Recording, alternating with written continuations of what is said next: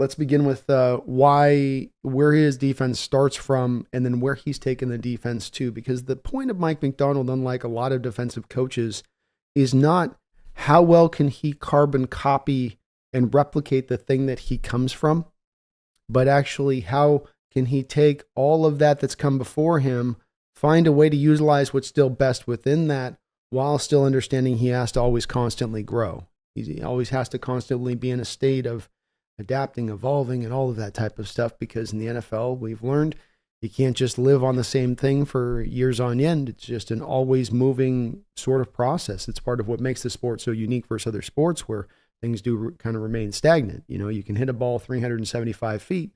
You're going to find your way into just about any lineup in the NFL. But in football, there's some different things involved era to era as far as this type of stuff goes.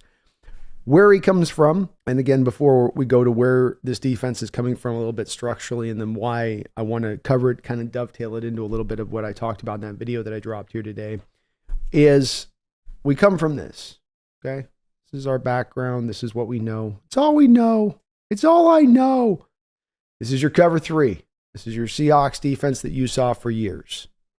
You see this here where it's the 4-3 with, this is the pure one here, this coverage look here where you got the 4 down lineman, Cam Chancellor, literally right down in the box, serving almost basically as a Sam linebacker here, where Seattle's just really going to overload things up on the San Francisco 49er team, this Harbaugh team at the time.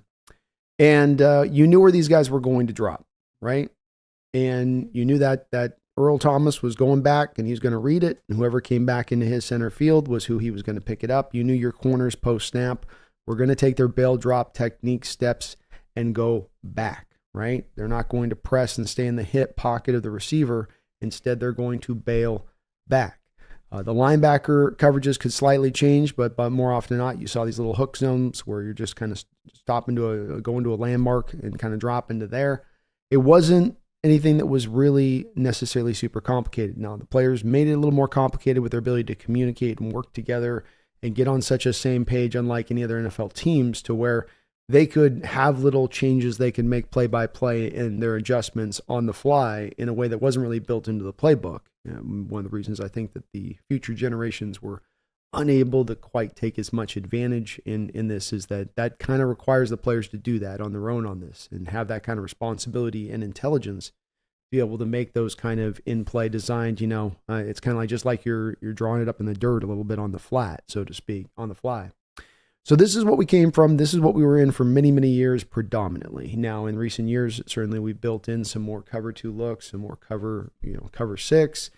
There's been a little bit more extra stuff kind of added in as like another extra little thin layer over the top of the cover 3, but the cover 3 still always does exist, and it has been still there at the forefront of what was going down. Now we enter into what this defense is, which is something that flips on its head everything that we saw from that. Because when I walked up to the line of scrimmage with this look as a quarterback, let's flip it to the side of if I'm a quarterback walking up to read this defense. I also know this, don't I? I mean, let's remove all the front 7 guys. Cam, KJ, Bobby, take them all off the board here for a second. And let's just focus on those back 3 guys. My 2 corners and my safety. I know that's where they're going. I know that's where they're going a majority of the time. So if I'm a smart quarterback and I know that, it starts to get a little bit more easier to understand of how I can start to attack that easier, because I can predict where you're going to be. And that's the difference of where we're going now, is you're going from, I can predict where you're going to be post-snap by what you're showing me pre-snap. And this worked also when Seahawks were in cover 2. If they showed you a cover 2 look on the back end, you were going to get a cover 2 look this past couple of seasons, even with these kind of extra additions onto the defense and stuff that we didn't maybe run during the LOB days. And so this is going to be more now turning that on that ear. What you see is not what you get in coverage.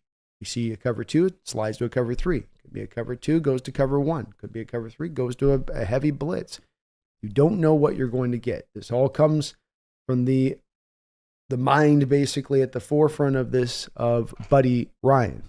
Buddy Ryan, of course, was the 85 Bears defensive coordinator.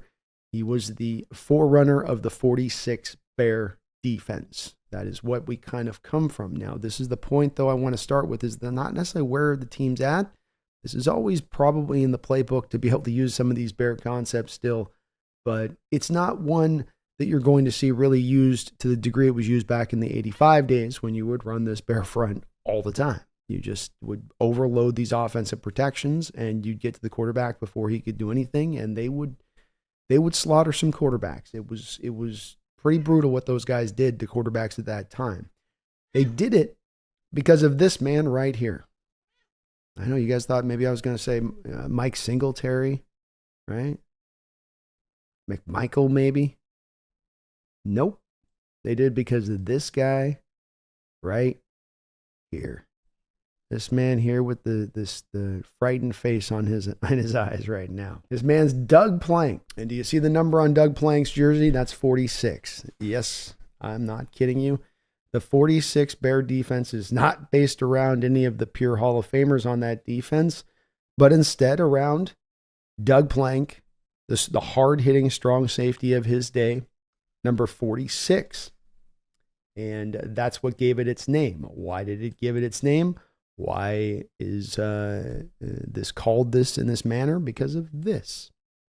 When we go to look at a 3-4 defense, which I'm going to show on the top side of here, right here, you're going to see a traditional 3-4 look here, right? Defensive ends out on the tackles, and then you're going to have your Bear front here with the 3 down linemen on in there crushed in, right? Can you see them kind of real peeled in tightly versus the top side there on the 3-4 front where everything's a little bit more loosened out there?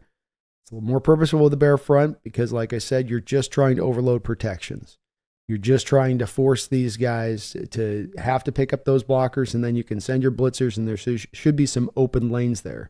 You'll notice as well the SS, that would have been Doug Plank.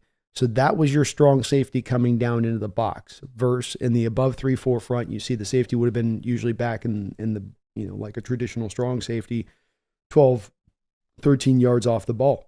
So that was the real key difference between what Ryan was going to do here at this point. And he was just going to bring an onslaught upon you, play in and play out. And offenses didn't have the complicated protection schemes that they do now.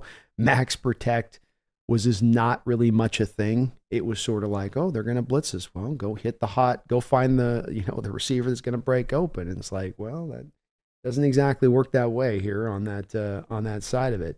So this was a very inventive defense. It wreaked havoc on the NFL in that 85 season. It still did very well after that. Buddy Ryan went on to be a head coach with the Philadelphia Eagles. We come back to him and his son continued to make this defense go, continued to make it work. Beneath him, obviously, had a couple of different stops that he had, both as a defensive coordinator and as a head coach. He trained guys like Wink Martindale and had him under his coaching staff. Wink Martindale, of course, then goes to the Ravens, offshoot from Ryan, who he himself was once a Ravens coach. And this thing starts to get carried more and more forward. At the centerpiece of it, though, as it gets carried through these times, nothing really changes. Certainly some of the coverages probably add a little more zone concepts, but it still comes down to really kind of an 80s sort of base nature here to what Ryan was doing, being that I'm going to overload you in your protections, and then I'm going to play man coverage on the outside. And we're not going to have to hold up very long because you're going to get home. And once we're going to get home, and you're not going to have the time to get to those long developing routes. 9 routes, great, but you need the guy to have at least, 3 or 4 seconds to get himself up the field to get to that 9 route or that post or that deep attacking route. And if the quarterback's getting crushed before that can even happen, it doesn't do much good. So it stayed very much in this kind of similar state. You could say it almost got a little bit frozen in time a little bit, did the scheme to a little bit of a degree. And Martindale didn't necessarily run it in a whole lot of other different degrees other than Martindale's real, I think, push into the scheme was putting in a lot of different extra adjustments, too many adjustments, having the player here with a preset assignment of what he's supposed to do. And then Okay, but if the offense does this, you do that. But if they do that, you do this. But if this isn't happening, then you're going to go do that. But if that goes to that, you're going to rip to the curl. And if you don't rip the curl, you're going to run down to the robber. And if you don't run to the robber, if they're going to show 2 sets to the tight end, to the right side, and you got every player kind of going, this comboed with the fact that, as I said, you had the frozen in time aspect of the defense being that still these defensive coordinators off the Ryan offshoot were in love with blitzing and were in love with their man coverage concepts. The Ravens had done a good job of finding guys that, could, if not play man coverage, could play off coverage and really reactionary in zone, like Peters, who they had run that through there for a certain period of time. But you can, at that time, there wasn't a thing where it's like, we'll have 4 quality starting cornerbacks on your roster. You had your 2, you had your slot, and the problem kept happening that the Ravens kept having their guys go down to injury on the outside, and so that they didn't have the depth to call upon to be able to make it work at that point, the scheme. They kept blitzing, but I don't have to tell you guys what happens when you keep blitzing and you don't have the good outside cornerbacks that can handle it in man coverage. And so it got toasty. Enter in Mr. Macdonald. Macdonald comes in and he says, okay, what we're going to need to do here is stop leaning on the man coverage concepts, because it's hard to find this many good man coverage corners in this game. It's hard to find 2, much less the backups needed to make this work 24/7. We can't do that. The other thing that he did is maybe learning a little bit within Wink's ideology of the on the moment adjustments you're looking to make. It feels to me more like Macdonald, rather than forcing the players into those on the field adjustments they're making in the moment, more to saying, hey, let's do that heavy lifting within sort of the play call and the play designs and how much we're going to kind of motor this through a little bit and how much we differ things up in the scheme constantly.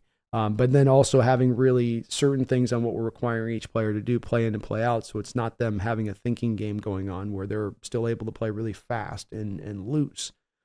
But first, on the coverage front of things, the changing of the coverages from what you saw pre to post snap. This is something that's not necessarily new to Macdonald, but something that I think he's embracing that's going on throughout the league right now, being that what you're going to show in coverage should never be really what you're going to show post coverage, or at least not at a high enough rate that becomes predictable to where the opposition can then, like I showed you before at the top, right? You run cover 3 for all those years. You run it the same way. You know where your guys are going to be. Not when you're running it at that high of the rate. This isn't the problem, what I'm showing you right here. If you're going to run it, with a mixture of other stuff, where that quarterback can't walk up the line of scrimmage and say, I know exactly where that guy's going to be. I know exactly where that guy's going to be. I know exactly where that guy's going to be. It is, yes, one thing where your players just have to be better at times, but it's another thing where you can't give advantages to the offense unnecessarily. And if they're able to predict where you're going to be, you're doing just that. So we got Macdonald at this point saying, okay, we're going to change things post-snap. We're also not going to lean into man-based concepts constantly and blitz the house as though we're playing with daddy's money, right? Because that's what Martindale was doing at that time. Wanted to blitz, wanted to keep it coming, Let's dial it up again. Dial it up again. Fill it up again. Fill it up again. That was Martindale. And he's not a bad defensive cord, but, you take everything too far. The point is never to become super blitz heavy. The point is to become just enough where, in my opinion, Macdonald's found it, that you're in that kind of money spot, that true money spot, being that he comes in on the back of this blitz heavy nature scheme. That is in the DNA of it, down to its bones. But it's not necessarily who Macdonald is. The Ravens were middle of the road as a blitzing team last year. So on top of what he's done with those coverages, now he starts to dial back the amount that you're going to blitz and the amount that's going to come. He's going to still show you the stack fronts. He's going to make it look like you're constantly about to blitz, right? This was you in a UFC thing about to go up against the guys like a wrestler. It's him constantly looking like he's about to shoot for your legs, but he's not actually shooting for your legs. It's the exact same thing here. He's going to show this constantly up, but he's keeping his protections on the back end. He's not leaving himself exposed, nor reliant on one guy to just kind of hold up there with shaky knees against these, badass number 1 wide receivers that can just, scope you from 100 meters out. They're tough. They're hard to hold up just pure one-on-one. So he goes to more zone-based concepts, less leaning on the man, spinning the coverages all across the board constantly, and what you're going to see. Yes, the cover 2 shell stuff is there in some of the heart of what it does, but he moves coverages so much more around. And so you get the stack fronts, the mixture of coverages, what the stack fronts create for the front 7. Byron Murphy comes here, and one of the things that you can have happen to guys that are even moderately good as far as pass rushers, and it's happened to us recently. It happened when Clowney was here in the year he was here. Why did he only have 4 sacks? Why did Clowney in the year he was here this year versus Clowney last year, 4 years, 5 years older? Why was he more productive in that scheme versus ours? He played the very same position. Very same position. Outside, blindside pass rusher. They flipped him a little bit, depending on if it was a run play or not. So it wasn't just McDonald's never going to put you stagnant. Let's put it that way. But why did he have the bear? Clown was here, 4 sacks, good run production. I think he had a really good year, actually. Really good year for us.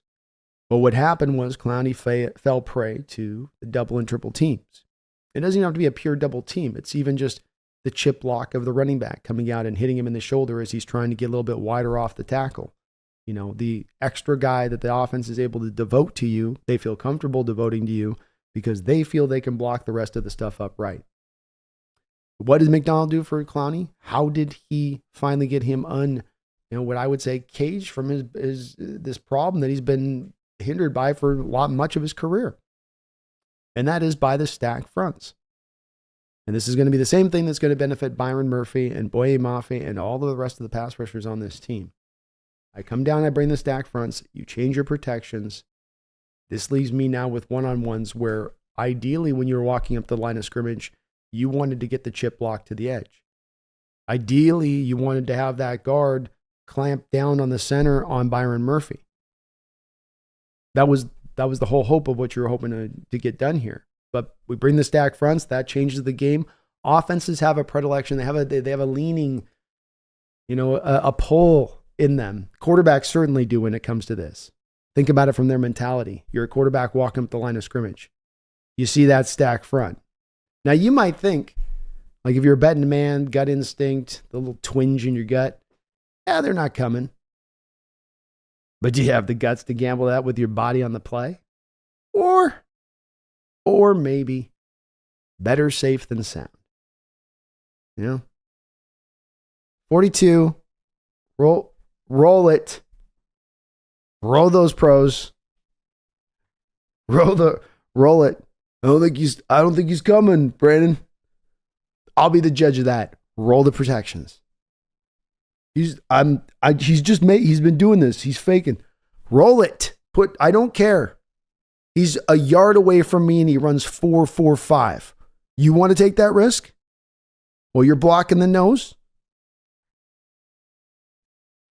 How about we chill with that? How about we just be sure? One-on-ones. Here we go. This is a little bit of what he's doing, and this is where it's like his defense ain't just one carbon copy off of a Buddy Ryan, Wink Martindale. This is the new thing. This is the new iteration. This is a guy who understands I got to keep pushing this whole ball forward here. I got to keep this whole thing going in what I'm doing and what I'm trying to accomplish here. So he gets Byron Murphy those one-on-ones by the protection stuff that he's going to be able to cause. We've watched the Rams for years do these same kind of creative games with Aaron Donald when they understand that he's going to get double teams and how they can do certain things and set him up and where they can line him on the line to try to force these offenses to kind of lean to him on the protection with the double teams, then take advantage of that, with a loop or a stunt.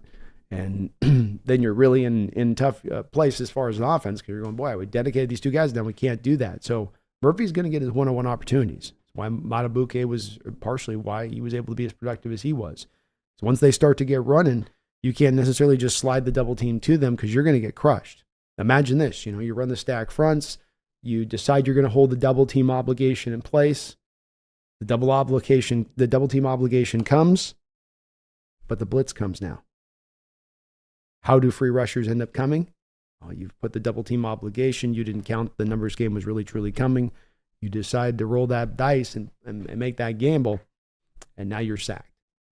And that's how that team set the sack. That's how they, set the top mark for sacks last year as a team.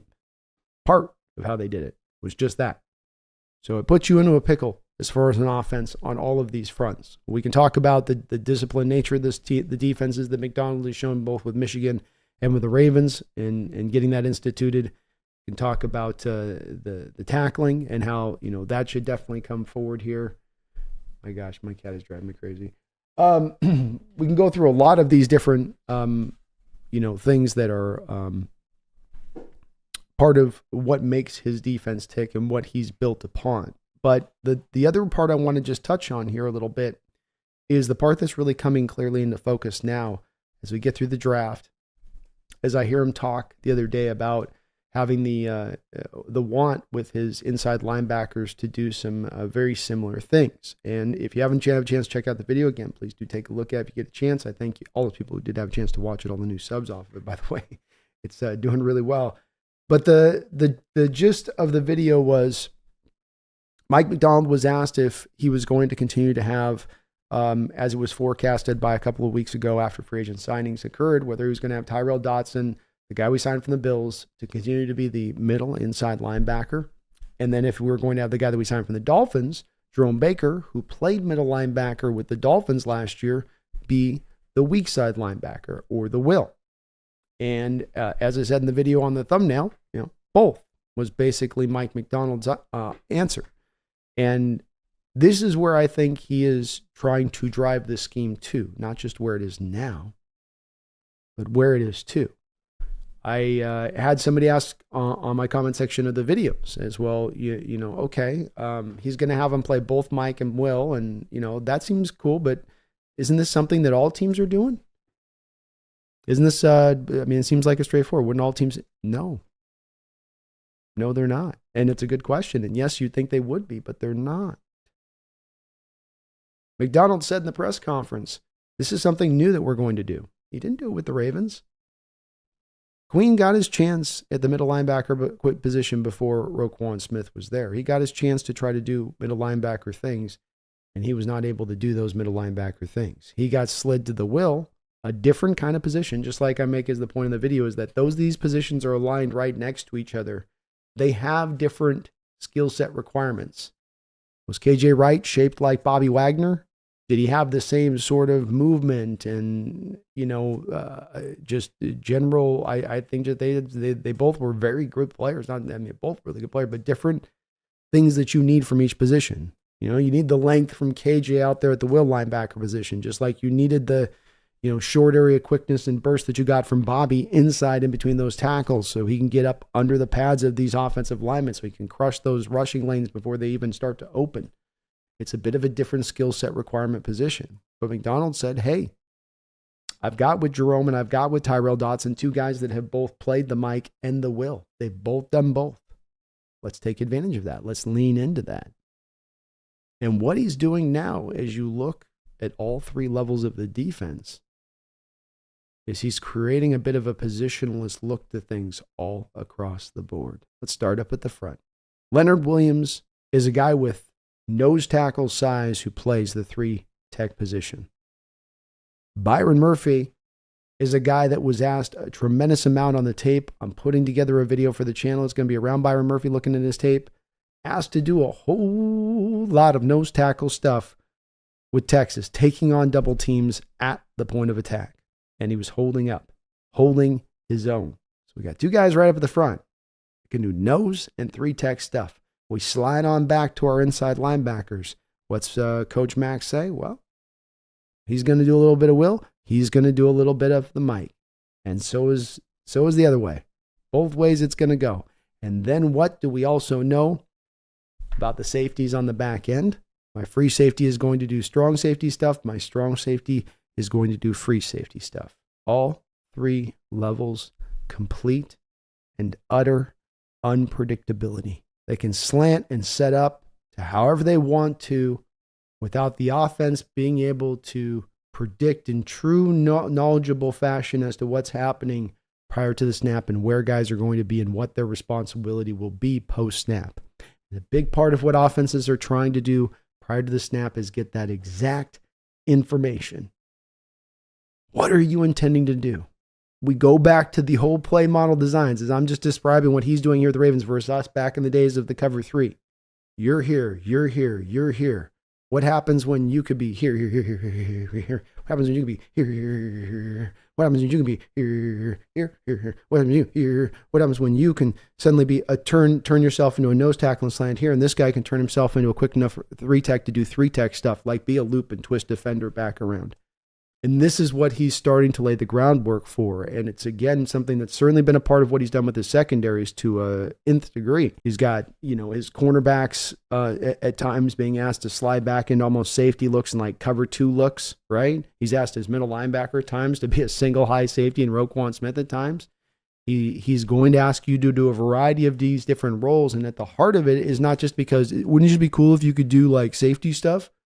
It's that at the heart of it, you're creating the complete and utter confusion for these offenses about what they're supposed to do. And so many of these offenses, of course, have their coaches supposedly doing the heavy lifting, setting these offensive players up in a position to have success by the nature of the brilliance of their call. But the brilliance of their call is based around the strong safety doing strong safety stuff and the free safety back there in center field and the middle linebacker staying between those 2 hash marks. And when you start to flip that all every which way but loose, all the way across the board, it creates controlled chaos. And you create situations now for your defensive players where you're allowing them to get a win without just having to be athletically brilliant, without it just having to just flat be faster and stronger and more powerful than the man across from them. An advantage just gained without them having to do it. And they got all that other stuff to be able to bring back out into place. And if you put a talented team together that's good enough on top of that, bang, that's where you got real lightning in a bottle. But you're also giving them that at the forefront. You're not taking that away and saying it's all on this other thing. It's this and that. It's both. Both things coming into play.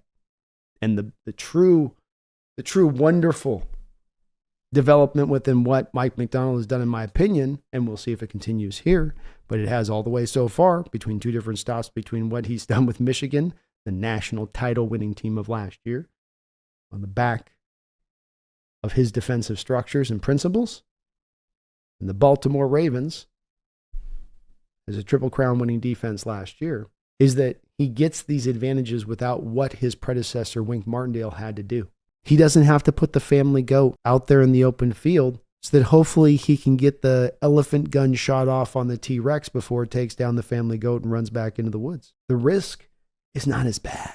He'll show you the stack fronts. But many times, in fact, more often than not, they end up with a 4-man front. He ends up giving you all of those defenders that the prior regime here in Seattle used to love in coverage to have, to squeeze those windows tight, those passing windows so tight. He gives you that. But he also gives you the other thing without the risk of having to just leave the back end exposed. And this is where this scheme will be tough, in my opinion, to find just a adjustment that's going to just take it down very quickly, because it's not, number one, a stagnant scheme. This is what we call cutting edge, in my opinion, but it's also not one where the coach has indicated that he plans to just sit on this now. Okay, I've done all my work. I added the cover 2 adaptations to the Buddy Ryan defense. I'm really unpredictable pre to post snap, stack fronts. I've put my signature here on this thing. I've done enough now.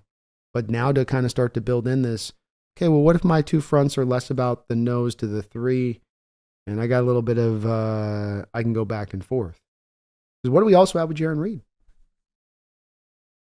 What do we also have with Jarran Reed? A man that's played the nose, a man that's played the 3. And like Jerome Baker, like Tyrell Dodson, like Byron Murphy, like Williams, this is not you taking a player and saying, okay, you've done all of this throughout your career and we're going to force you to do this.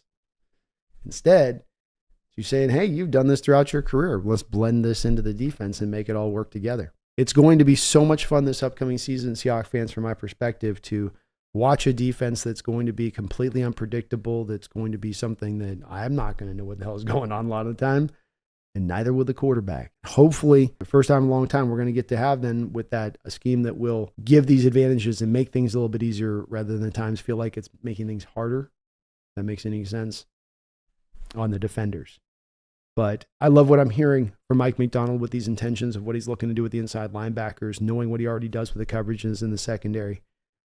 As I was also saying in the video, you got teams like that Niner team that love to do all of that motioning stuff they do, right? Tight end comes set, double two guys motion back out. Kittle goes a little bit wider. Then he comes back around the set. Then you get McCaffrey coming out and he's moving in motion. Why are they doing all that? Is it because they think they're gaining a couple of extra steps to get the guy loose? Maybe at times, but what it's really trying to do there is get the defense to show, man or zone. Who can we identify as that Mike linebacker? Anybody that's played football doesn't need me to tell them that, and certainly I think the average fan goes, well, okay, why does it matter if Mike or Will? It's like, well, that's the whole other part of this too, on top of the guys being able to do different skills, is the fact that as an offense, you identify the wrong Mike, and your blocking schemes are not good at that point. You're going to have a defender that you thought part of the whole structure of the play is out of the play that's now in the play, and it gets to be a problem. And if those teams are trying to be able to predict who that, lock in on that right Mike guy, that right player for what they want to identify as the Mike for their scheme with all that pre-snap motion, and they're looking for your linebackers to move with the motion to help identify themselves, help them out themselves for what they're going to do on the play. They just sort of sit there and stand there and look at the QB and look at the motion and just stay still. And as I said in the video, they go, okay, move your happy ass every which way you want to, ooh, okay, you're going to go there, you're going to go here, great, yeah, keep it up, go ahead. We're going to stand here and wait. Wherever you settle in at, I'll know whether I'm the Mike or Will, and then I know what my job is on the play.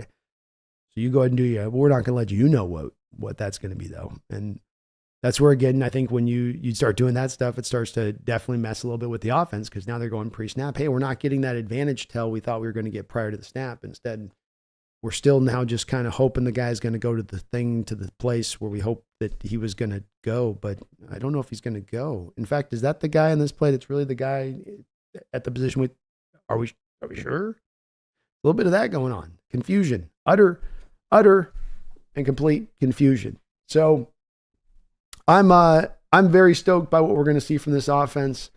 You lean in on top of everything else, on top of all these other good things, as a little bit of a just final item to this a bit. You're going to lean in and force the weaknesses of the opposition across from you. Here is the Belichickian factor, in my opinion, being brought into play here with Macdonald. On top of all these other influences and on top of all this other stuff, from what he's brought to the table with this, comes the forcing of the weakness of the opponent. And this may seem, again, like the point above on why don't all teams do the Mike to Will stuff? Well, they don't have the guys that can do it. And, one is not the same as the other. I know that some at the forefront of this go, well, but Brandon, isn't it a 3-4 defense? Because you got the 3-4, and so these guys are really just two inside linebackers. And so, they're really at that point. And I would say in a true 3-4 defense, that would be the case. I would say to you, yeah, you've got a little bit of a point with that. The problem is that you don't run anything 3-4. It's the new part of the NFL now. You are living in nickel. You're living on 4-man fronts sitting in front of you. So there is the inside linebackers that once before in a 3-4 defense run pure would act like similar players, would have similar requirements of skill set, would look each like inside linebackers you typically would see within a 3-4 defense of the old. You're not in those looks no more. So now that guy is a pure Will to the other guys, to the middle linebacker side, and he's a pure middle linebacker, and there's 4-man fronts in front of him, right? 2 down linemen with their hand on the ground, or 3 down linemen with their hand on the ground, 1 guy standing up, or 2 guys standing up, 2 guys with their hands on the ground. One of those two in the ways that it's run. So teams have these guys that now have those two different skill sets. And leaning into the weakness is something you think you do, but let's again remember, as I go back to this image, the Legion of Boom dominated. And I'm not taking any away from the Legion of Boom or that scheme or the fact that it worked in the time it worked, and it was at the precise time and the perfect time to come in the league to work when it did. And it had the players, like I said, that took a level of responsibility in how they not only took ownership of the scheme and their jobs within it, but then also I think where they developed those little on-the-fly adjustments that they could bring into play that then made it gave it a layer of complication that was not there sort of within just the pure playbook. And then when you lost that sort of layer that the players provided there with those extra adjustments and whatnot, then it just became at the end of the day this. It just became guys dropping to a spot sort of robotically and where they were told to kind of go. And that's where I think the scheme starts to become exploited. But my point, back to the weakness angle of it, is that you're not doing this at this point into this kind of coverage look or going to cover 2 or going to cover 6. You're spinning between those different coverage types over the course of the game. You're not doing it to attack a weakness, are you? At the forefront of that, does that go, well, we're going after what that opponent doesn't do well? Or at the forefront, if you're leaning between kind of those 3 different coverages, is it more like, well, that's the coverages we got to run for the personnel that we got in the house? To me, it's one that feels more like that's the coverages we got to feel like we got to run with the personnel that we have in the house. And it adds that whole, again, factor of predictability. The offenses on the other side know you're going to be in that. You're not going to lean into what they do bad, number one, but also they know where guys are going to be open, number 2. And God forbid what happens when you get a cover 3 scheme like this and you have teams that run spread-based concepts that aren't looking to hit you in the deep side of the field. Because outside, cover 3, free safety, cover 3, this is meant to take away the big shots over the top, right? That's the whole purpose.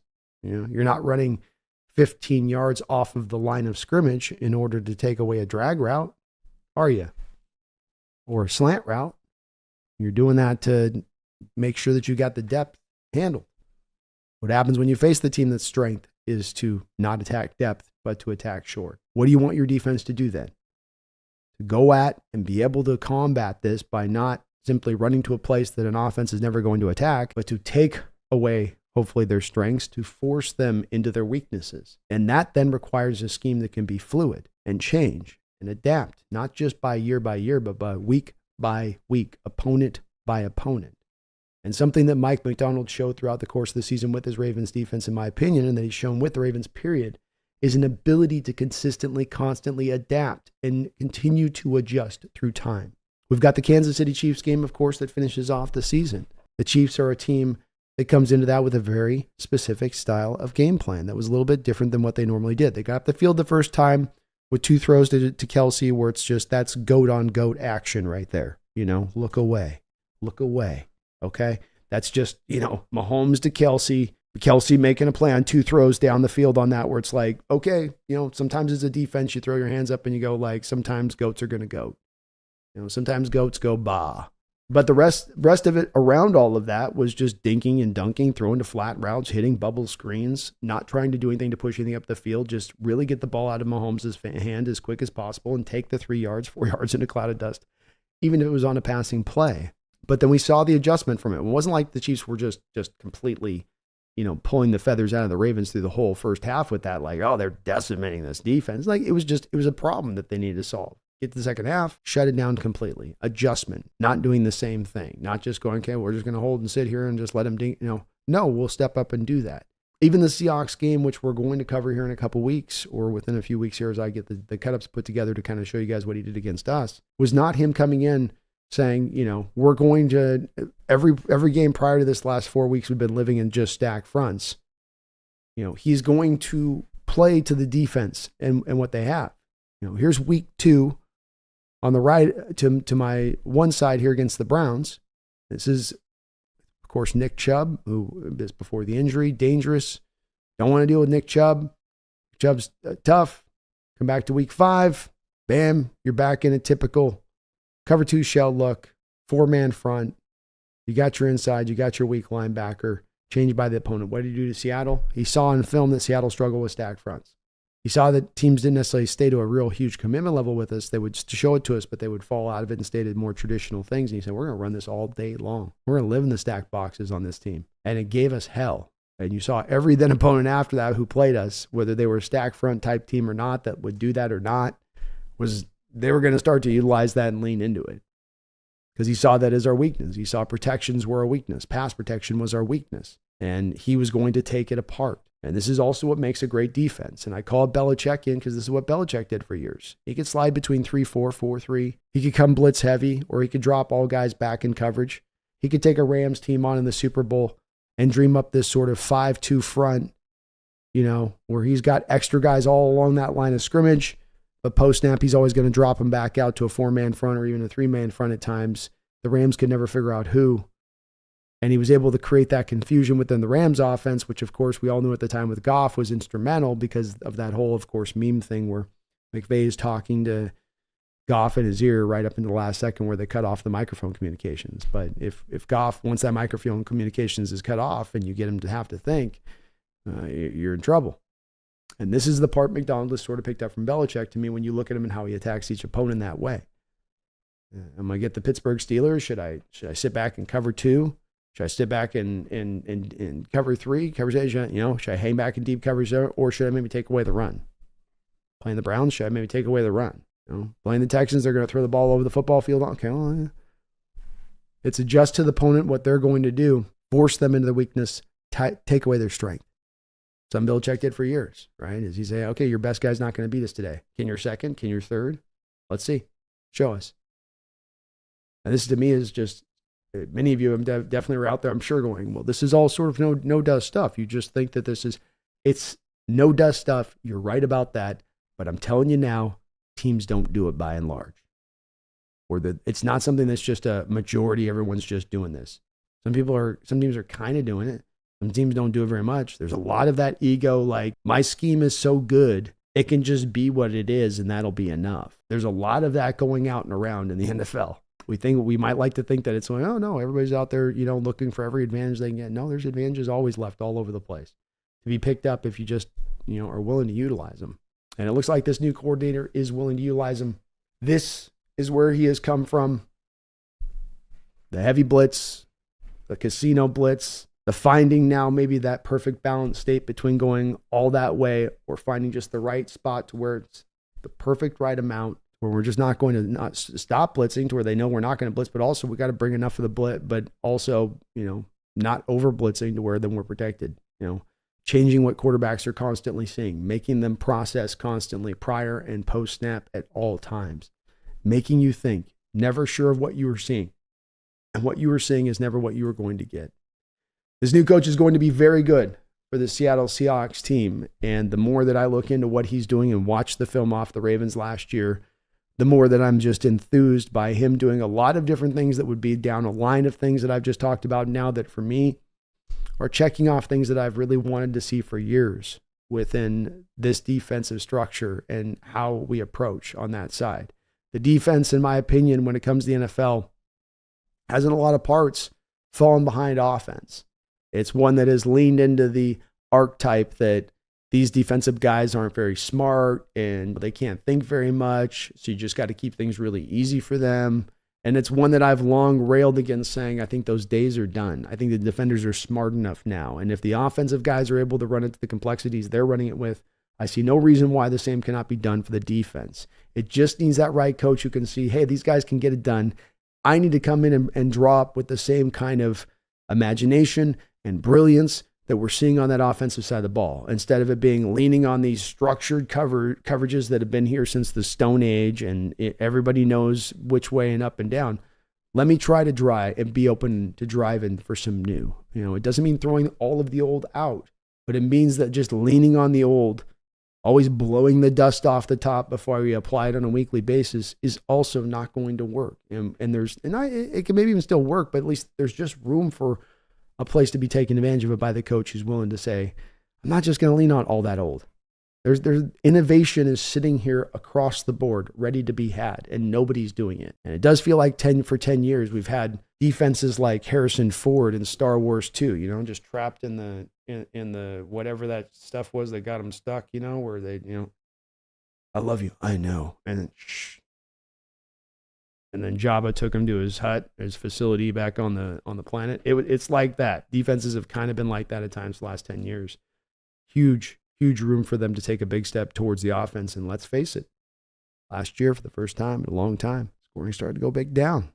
Defense started to come back a little bit more forward, get a little bit more in the tug of war, get a little bit more of the rope back to their side of things here. Maybe that trend continues here. Not with, of course, the NFL outlawing tackling, but, well, we can at least dream.